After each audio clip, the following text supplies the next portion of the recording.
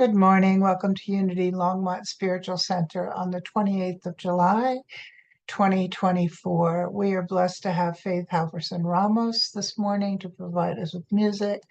I'm Dava Money and I will be speaking this morning. Let's start with Faith. Okay, our first song is Called to Be by Faith Rivera. I am called to be a healer for all humanity. I am called to be a dreamer, believe in what can be. I am called to be a maker, be an instrument of peace. I am called to be a giver, of abundance I receive. I am called to be a prayer, living out the truth I seek. I am called to be everything. I am called to be. You are called to be a mother, to nurture family. You are called to be a brother, be strength in times of need.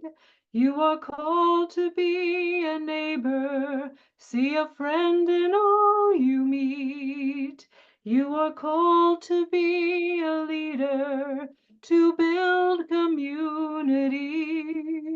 You are called to be a prayer, living out the truth you seek. You are called to be everything. You are called to be. We are called to be the kindness, set the broken-hearted free. We are called to be forgiveness, where pain has run too deep. We are called to be compassion, be the wind beneath each wing. We are called to make communion, only then can we succeed. We are called to be a prayer, living out the truth we seek. We are called to be everything. We are called to be. Thank you, Faith. Beautiful. So let us pay attention today and every day what we are, who we are called to be. It's at this time that we go into prayer together, and I've chosen one of the most popular unity prayers, the prayer of faith. So taking a breath together. God is my help in every need. God is my help in every need. God does my every hunger feed, my every hunger feed. God walks within me, guides my way. God is within me. Through every moment of this day, I now am wise, I now am true, patient and kind and loving too. All things I am, can do, and be through Christ the truth that is in me. God is my health, I can't be sick. God is my strength, unfailing, quick. God is my all, I know no fear. God is my all, I know no fear, since God and love and truth are here. And so it is. And we will hear from Faith. This next song is There Is Only One of Us by Melissa Phillip. There is only one of us. In your eyes it's me I see. There is only one of us. You are my reflection. There is only one. There is only one of us. In your eyes it's me I see. There is only one of us. You are my reflection. There is only one. You are my reflection. There is only one. Thank you, Faith. There is only one, and we are all part of that one. So I have kind of a pattern I've established in developing a talk. For some period of time, it could be a few weeks, it could be a few hours. Some idea will come floating through my head and heart, and I will grab whatever I seem to have the most passion for. And it can change as the process continues. And then what I often do is I look for quotes, poems, wise beings that have written something about this topic, wise beings that I might be able to kind of lean into a little bit. And I've shared with you the many times that a book will just fall off the shelf. I open it up and there you go. So then I will do the actual writing. And then I will let it sit for a while. And then I will come back and read it and reread it and prepare to talk. So a lot of and thens. Yesterday, there weren't as many and thens. I had been working on my talk and I got a text from my daughter, who has been in St. Augustine, Florida for 2 weeks on her annual family vacation, and their flight was canceled. And of course, when your flight is canceled, everything in life gets disrupted, right? And that's been happening so much lately. So she contacted me to say that the woman who has been taking care of the dogs, had left. She was finished, and anticipating that my daughter and family would be back later that evening. So I was asked if I would go over to Boulder and let the dogs out and feed the dogs. And I was so happy to do that. And there's a history behind these dogs. They're both young. They're both under 2.5 years old, I think. And they are both from streets of cities, not adopted together, adopted separately. And the first one is a really handsome black dog with white spots and speckles named Otto. And Otto is terrified of everything. He's terrified of people. He had never, ever let me approach him and pet him. And so my daughter and I talked pretty extensively about, okay, how am I going to get him outside to do his business, back inside, etc. The other dog, Bingo, was probably traumatized also, but has a very different way of expressing it. Bingo looks like a clown. He's a dingo hybrid, they think. And he has these little tiny dark eyebrows that go up and down, and he's really funny. And how he appears to deal with his trauma, he will come to you, he will lie down and show you his belly. And then his tail will wag as you rub his belly. I think they both are in some ways responding to trauma. And we were successful, the three of us, in getting them out and getting them back in. And it took a number of treats and a very calm voice. And I actually sang to Otto. You do not want me singing to you, but Otto seemed to respond to it. And got a leash on him, took him outside, and then brought him back in. That was a concern because my daughter wasn't going to be getting home until 2 in the morning now that the flight was canceled. And so didn't want to leave the dogs outside, of course. So all that went well. And then the next flight was canceled. So they ended up spending the night in the airport and they are on a plane now flying back to Denver. So the dog sitter was able to come back at midnight, thankfully, and take care of the dogs. So why do I bring this up? Well, for one thing, it always cracks me up that the word dog and God are same word backwards. And I have been thinking about God a lot, have a tendency to do that. And so, at any rate, the other theme is one of trauma. For a long time, having been a therapist, I'm aware of how widespread trauma is and how everybody has a unique response to it.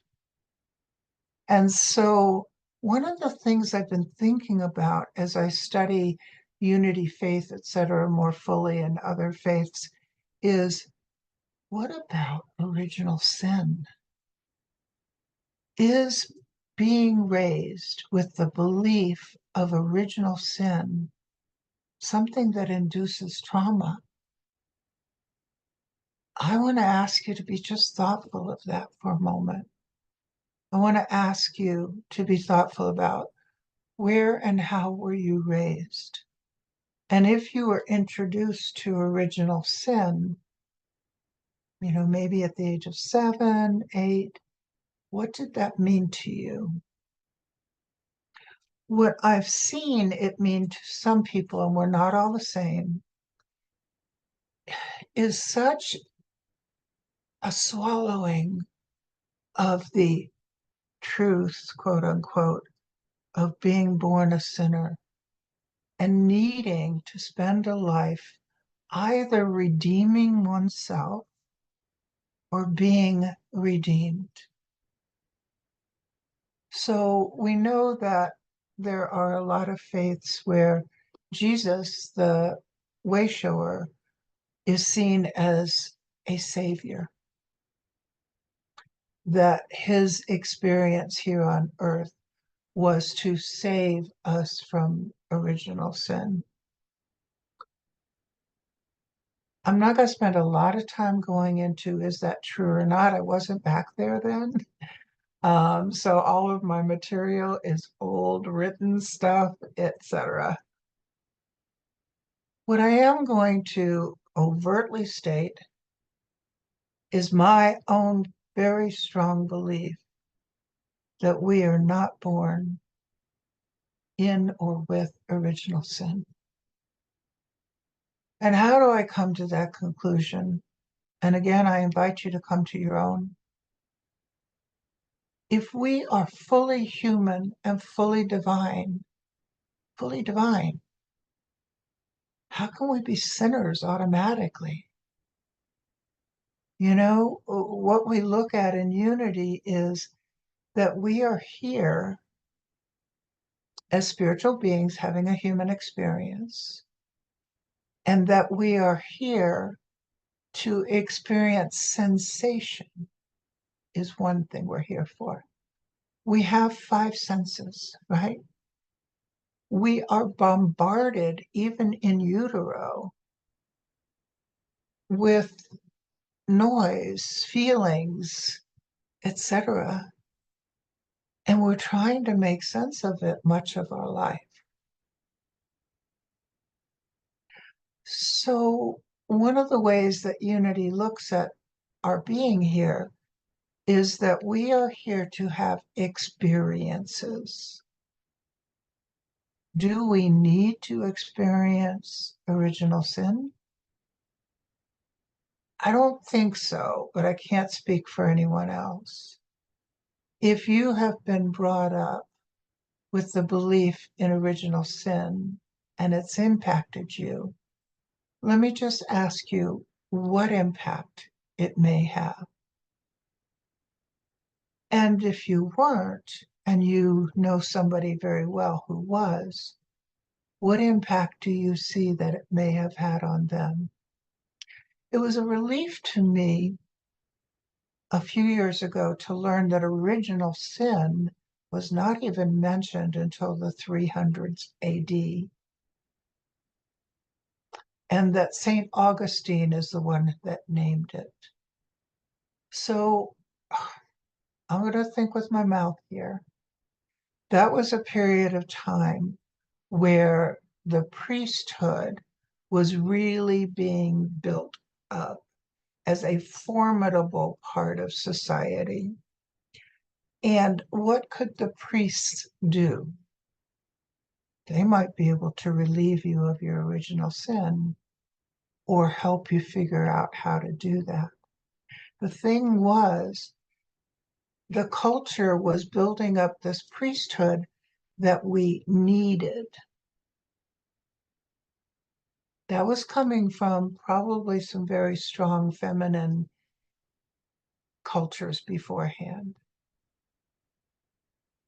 So, one of the things that I'm thinking with my mouth is how impacted are we by the culture in which we are born and live? Take a moment now, if you don't mind, to be aware of what is going on in our world. In addition to the wonderful Olympics, what else is going on in our world? How much information do we each get? And how do we get it? How valid is it? And how do we respond to it? Think of it in a worldwide way. Think of it culturally. And then I invite you to think about it in your own life. All of us have suffered. I don't think you can be a human being and not suffer. That's part of the experience that we seem to have contracted for. Hopefully, all of us have been comforted by other people. And what I'm going to ask you to consider is, are you also in some way comforted by the divine? If divinity is everywhere present, within us, around us, everywhere present, what is divinity? What is God? What word or language are you comfortable with in referring to that divinity? Took me a long, did I mention long time to get comfortable with the word God. That's the one I'm going to use now. Please substitute whatever works for you.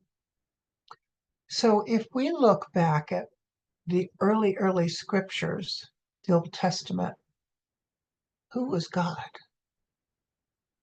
God was vindictive. God was just nasty and mean. God brought on locusts and plagues and bad crops and bad years and demanded some kind of sacrifice, right? Who invented that God?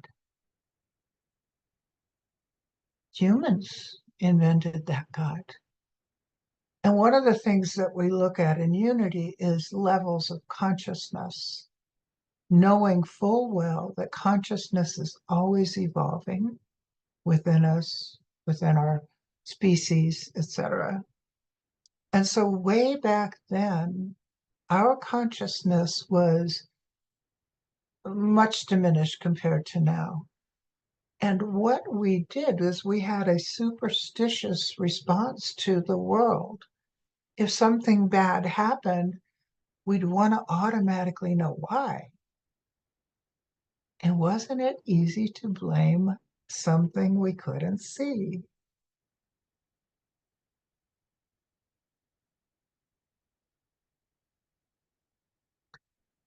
So I ask you to just consider for a moment in your life, in your upbringing, in your continued growth of consciousness, how have you defined and experienced God? How did you experience God as a child? Did you go to Sunday school, catechism, nothing? I wasn't raised in a church. So for me, God was found in nature. And nature never said anything to me about original sin.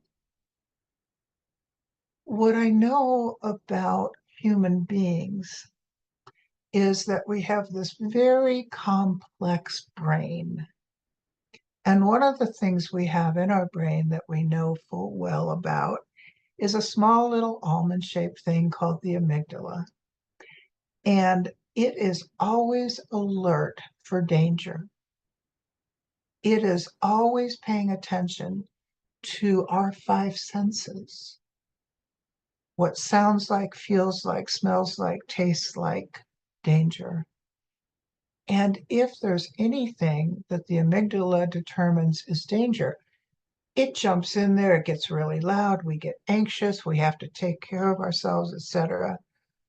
Well, the other thing our brain does is have these amazing thoughts. And one of the thoughts that most of us have probably had is, there's something wrong with me. I am less than. Why do we do that? I'm going to suggest we do that to keep ourselves safe. I'm going to suggest that there is a part of our brain always looking at how should I change my own behavior in order to be safe with this family of origin, with this school, with this culture, whatever. Think about it for a second. It's exhausting having this going on constantly. But it's not a sin, it's a protection. And with enough meditation, prayer, and practice, we can soften that a bit, I do believe. We can catch ourselves in that thought of, oh, I'm less than or whatever, and reassess and come up with something more realistic, like, I made a mistake and I'm going to repair that mistake. It's helpful to me to remember the Greek word for sin meant missing the mark. Who of us has not missed the mark periodically? I might be missing it in this moment. I can't tell yet. So I went back to Rob Bell, who I really admire, um, just to look at what he was saying about God, because I do admire his relationship with God. And he talks about different components that we need to have in order to experience God fully. One is to be open and curious about life, ourselves, how life interacts with itself, and what is God. To be open. And when you think about it, we can sometimes get pretty entrenched in our own belief system. Stubbornly say, well, this is the way it is. So in this moment, I'm stubbornly saying there is no original sin, right? I invite you to pause for a moment and think about and remember how your own belief system has changed over the years. What is it that you may have believed as a child, as an adolescent, as a young adult, as a middle-aged adult, where you are now? What have you believed about God and yourself? The other thing that Rob Bell talks about is both. God is both. Language is both. We are both and. There are all these contradictions in our own mind, these contradictions in our world, that it's natural to have some contradictions about who and what is God. Let us just be curious about that.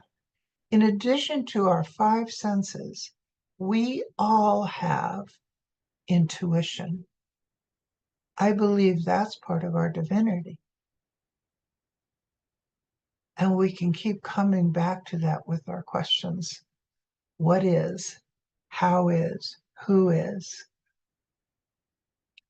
The other word that Rob Bell uses is with.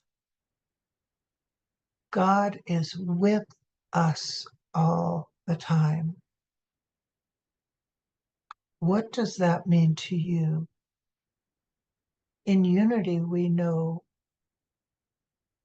that God is within us, around us, everywhere present. Jesus, the way shower, told us that again and again. Heaven is within. The kingdom of God is within. So what is it like if we accept and believe that God is with us all the time? That all those resources and all that power of God is available to us? Do we have the courage, the willingness to use that, to stretch ourselves, to become even more wonderful? I'm going to suggest that in order to do that, if we ever had any belief in original sin and that we carry it, we might need to let that go. We might need to start a bit afresh and remind ourselves, I am a child of God. I am a child of God, regardless of our age. The other word he uses is for. God is for us. There is no retribution. There is no anger. There is no denial of us. There is no restriction and distancing from us. God is for us.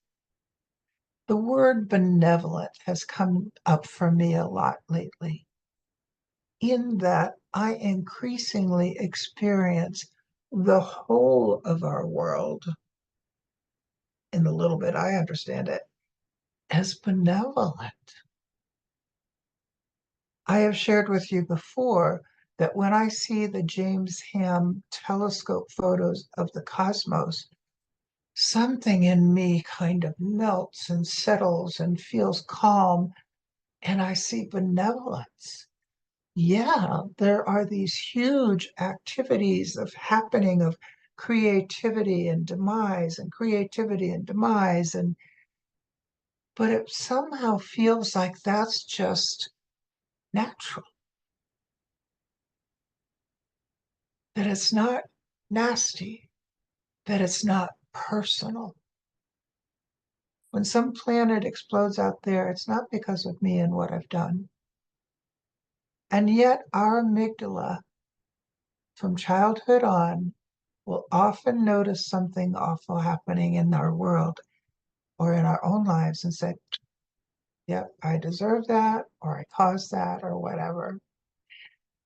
It is then that I think we pull on compassion, that we allow ourselves to be compassionate. The next word he uses is ahead.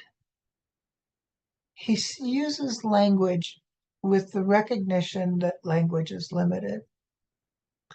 And he paints a picture of God is everywhere present, and there's this pull toward good, this pull toward going ahead. This invitation is what it feels like to me. So one of the things that we can do, if we're willing, is pay attention every moment to what are the invitations. I see someone in need. Do I respond? Do I turn my back? The other day, I looked out the window and I saw a neighbor taking trash out to the street, and he fell and he couldn't get up. And for a moment, I didn't know what to do. There was a part of me that felt like, oh, maybe I should turn my back because he's embarrassed. But he wasn't getting up, and his hands and his knees were scraped. And so I went outside and I took a chair, thinking maybe he could hold onto the chair. And that didn't work. So I went across the street to this angel that lives there, this man, and he came over and he lifted my neighbor up. My neighbor was able to get in the house. And we're still, as a community, talking about what else can we do? One of the things we will do is provide him with our phone numbers. He's very reclusive. Nobody knows him. But what do we do when we're paying attention and there may be an invitation that could be uncomfortable? What do we do?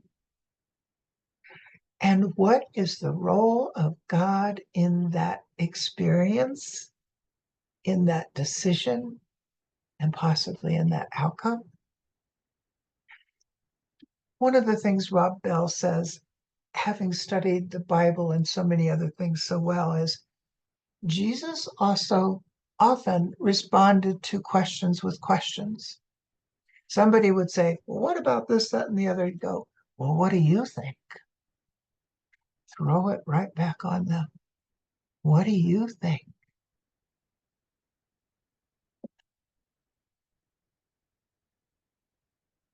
How do you interpret it? What meaning does it have for you?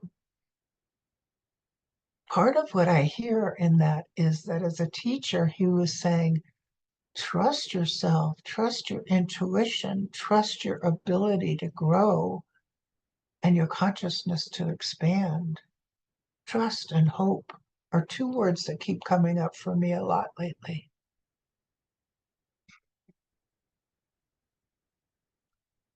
So again, I'm just raising some questions.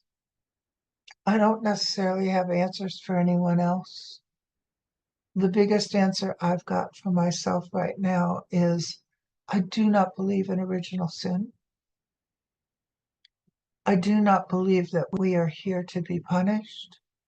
I believe that we have this amazing opportunity to be a fully human, fully divine being, experiencing all of our senses, experiencing intuition, experiencing a human life as a spiritual being. And I invite you to come to conclusions for yourself. And so it is. We will hear from Faith. This song is Peace Return to Me by Patricia Bahia, Sue Riley, and Richard McDeesey.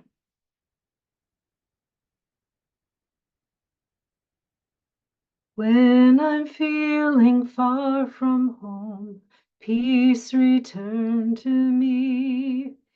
In the chaos of the storm, peace return to me. When I feel I'm all alone, peace return to me. When it seems I can't go on, peace return to me. Peace be still, peace be still, in the heart of everything. Peace be still, peace be still, peace return to me. Peace return to me. When I feel I'm not enough, peace return to me. When I'm ruled by fear and not by love, peace return to me. When forgiveness can't be found, peace return to me. When I'm standing on unsteady ground, peace return to me. Peace be still, peace be still in the heart of everything. Peace be still, peace be still, peace return to me. Peace return to me.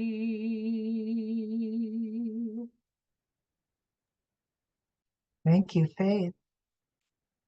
So let us take a breath together and welcome peace as we go into our donation of light and love. And we do this by remembering who we are, that we are essentially love, light. And let us be in touch with that. And as we become increasingly in touch with us, our love, our light, and the love and light of each other, we can choose to share it. We relax, we let it go,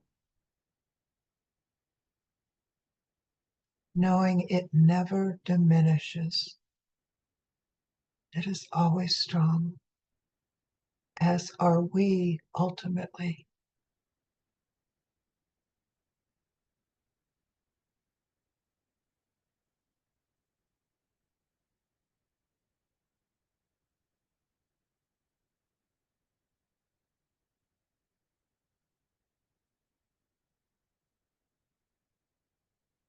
And we may want to say thank you for this love and this light that is eternal. And so it is. And we will hear from Faith. Our last song for today is I'm Here to Remind You by David Alt. I'm here to remind you of your magnificence, to help you awake to all the wonder that you are. I long to show you all the joy you're worthy of. I'm here to remind you how much you're truly loved. You're here to remind me of my magnificence, to help me awake to all the wonder that I am. You long to show me all the joy I'm worthy of. You're here to remind me how much I'm truly loved.